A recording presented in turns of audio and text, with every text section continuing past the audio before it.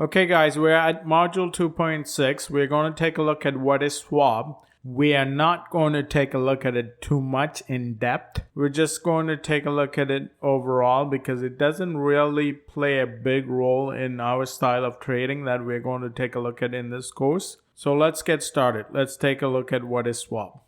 Okay, what is swap? Swap is the interest paid or deducted from your account if you keep a position beyond rollover time. Rollover time is usually 5 p.m. for most of the brokers, but some might keep it at 6 p.m., but it's 5 or 6 p.m. for 90% of the brokers out there.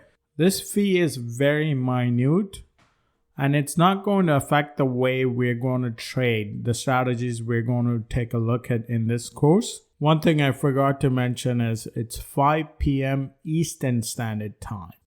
Okay, here I'm just Googling FX swap calculator. I'm going to go to the first link that is available to calculate my swap. See, I'm going to trade Euro US. My base currency is US dollar. My account is in US dollars. This is 10,000 units of currency I'm trading, which means a mini lot. And I'm just going to press calculate. And if I am longing that pair and keeping it overnight, I will be charged 52 cents. If I'm shorting that pair, I will be charged 8 cents.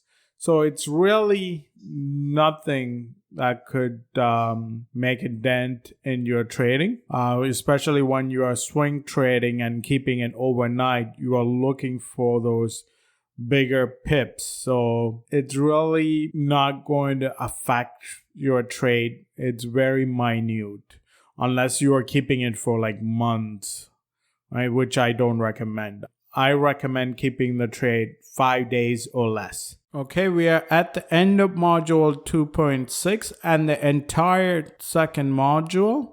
Please go through it again to understand it better.